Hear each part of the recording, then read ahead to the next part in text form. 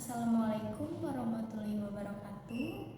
Nama saya Syabira Arunandini, NPM 202001500253 dari kelas Y3C, mata kuliah Metodologi Pembelajaran.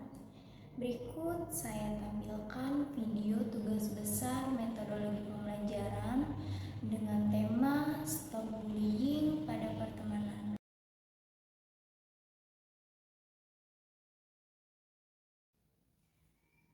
Oke, baik anak-anak. Pada pertemuan hari ini, Ibu akan memberikan materi mengenai stop bullying pada pertemanan. Karena di usia remaja atau di usia menginjak dewasa ini, bullying kerap terjadi di kalangan pelajar, terutama pelajar SMP. Di mana maraknya perilaku ini berimbas negatif pada psikologis anak. Banyak korban yang mengalami stres, depresi, sampai takut datang ke sekolah. Oleh karena itu, kita harus mendukung gerakan stop bullying pada pertemanan. Karena perilaku bullying itu sendiri tidak ada manfaatnya. Lalu apa sih pengertian bullying itu? Udah ada yang paham belum kira-kira? Belum, Bu? Baik, kalau belum paham, Ibu akan menjelaskan terkait pengertian bullying itu sendiri. Bullying adalah perilaku atau tindakan yang dilakukan untuk menyakiti, baik dalam bentuk verbal, psikologis, emosional, atau bahkan secara fisik. Bullying dapat menimbulkan gangguan psikis pada korbannya, dapat berupa stres yang muncul dalam bentuk psikis maupun fisik, atau bahkan bisa keduanya. Contohnya susah makan, sakit fisik, rendah diri, depresi, cemas, dan lain sebagainya. Bu, saya mau tanya, memang awal mulanya bisa terjadi bullying itu seperti apa ya, Bu? Bullying awalnya didasari oleh saling mengolok-olok, bercanda, lalu lama-kelamaan menjadi frontal, dan bahkan bersifat rasis dan mengandung sara. Akhirnya menimbulkan hal-hal yang tidak diinginkan dan tak terduga, seperti penindasan, pemukulan, pengeroyokan, dan hal-hal yang merusak psikis dan mental seseorang. Ada yang tahu apa saja jenis-jenis bullying? Belum tahu, Bu? Baik, kalau belum tahu, Ibu akan jelaskan jenis-jenis bullying. Bullying ada 4 jenis. Yang pertama yaitu ada bullying fisik atau physical bullying, yaitu tindakan penindasan dalam bentuk fisik. Tindakan ini dapat menimbulkan efek jangka pendek maupun jangka panjang. Contohnya memukul, menendang, mencubit, mendorong, atau bahkan merusak properti. Lalu yang kedua ada bullying verbal. Bullying ini dilakukan secara verbal. Umumnya tidak bahaya pada awalnya, namun lama-kelamaan perilaku ini dapat mempengaruhi korbannya. Contohnya menghina, mengejek, dan berkata rasis. Lalu yang ketiga ada bullying sosial, yaitu jenis yang seringkali terselubung. Perilaku ini bisa dilakukan tanpa terlihat oleh korban. Contohnya mengajak orang lain mengucilkan seseorang, lalu menyebarkan gosip atau rumor yang tidak benar, lalu memberikan gestur tubuh yang mengancam atau menghina, dan meniru dengan tujuan meremehkan atau menghina. Lalu yang keempat ada cyberbullying, yaitu segala bentuk penindasan yang dilakukan di dunia maya atau sosial media. Contohnya, mengirim email pesan tertulis atau gambar atau video yang menyakitkan, lalu ada mengolok-olok di sosial media, lalu ada menyebarkan rumor di dunia maya, dan yang terakhir meniru atau menggunakan akun orang lain tanpa izin. Lalu dampak dari bullying itu sendiri apa ya, Bu? Dampak jangka pendek dan jangka panjang ada 6, yaitu meliputi yang pertama ada rasa takut, cemas, depresi, dan stres yang berlebihan yang dialami oleh korban. Yang kedua ada timbul keinginan untuk bunuh diri atau melukai diri. Lalu yang ketiga ada kesulitan tidur, nafsu makan rendah, suasana hati tidak stabil, dan tidak berdaya.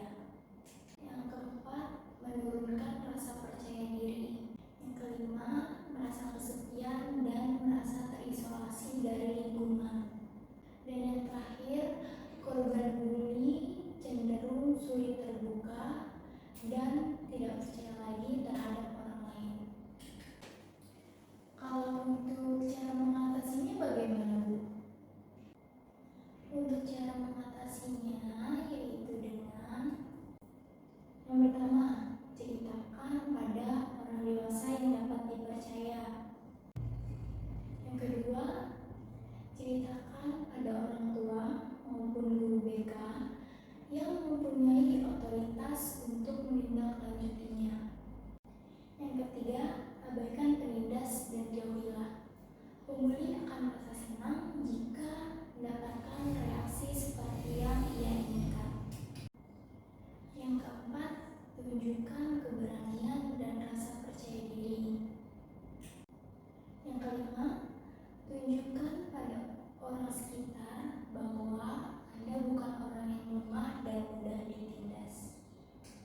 Yang keenam, bicara pada pelakunya. Tunjukkan pada pelaku bahwa yang ia lakukan adalah hal yang tidak baik dan dapat membahayakan.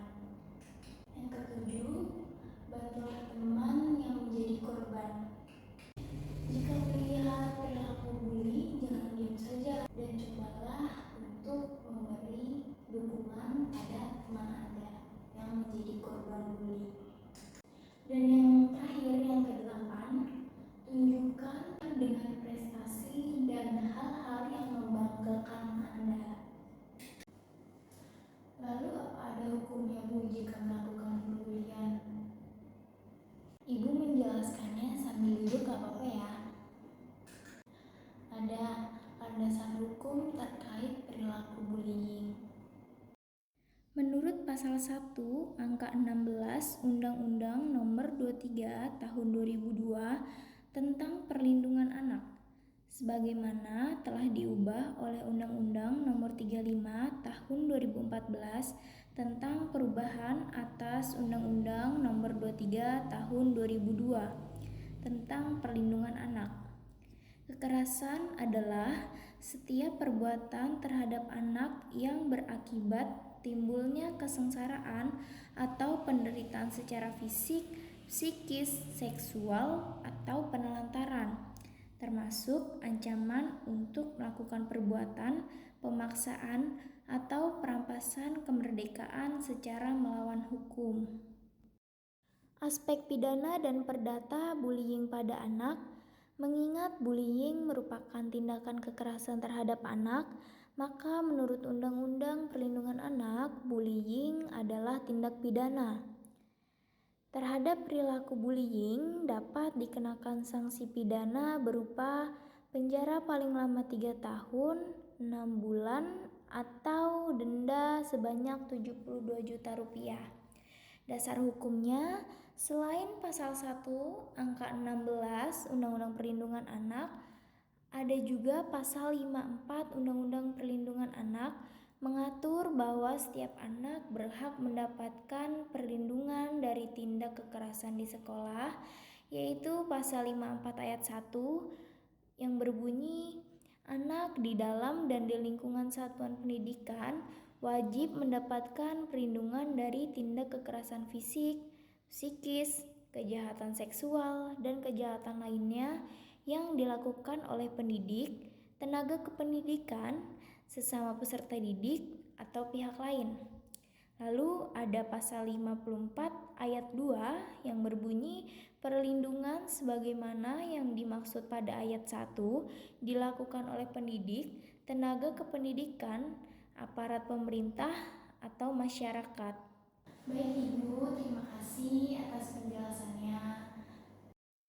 Baik, sebelum Ibu akhiri pertemuan pada hari ini, Ibu akan memberikan tugas terkait materi yang sudah Ibu berikan tadi, agar kalian dapat mengulas kembali materi yang sudah Ibu berikan.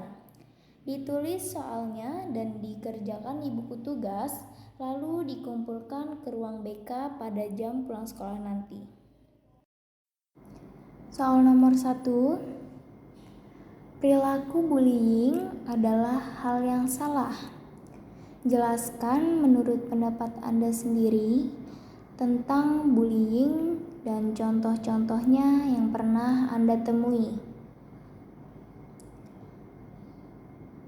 Soal nomor 2, bullying tentulah dapat menyebabkan dampak negatif pada si korban.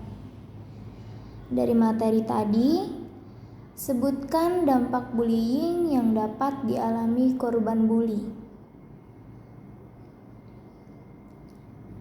Lalu yang ketiga, ada beberapa jenis bullying. Identifikasikan jenis bullying berdasarkan materi tadi beserta dengan contohnya. Soal nomor 4,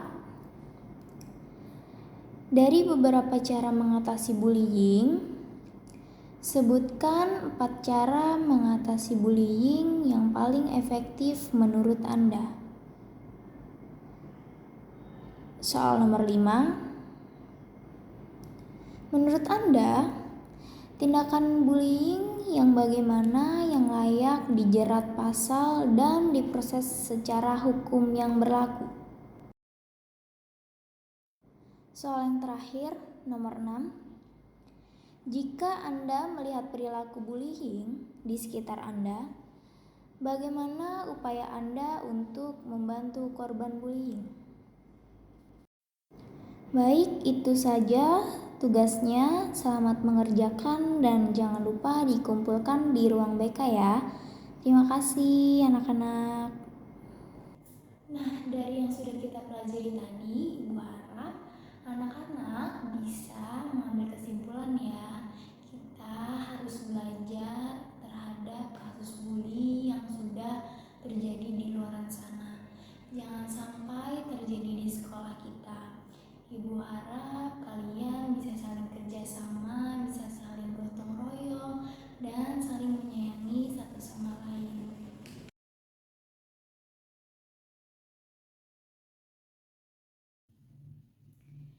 Terima kasih karena telah menyaksikan video saya.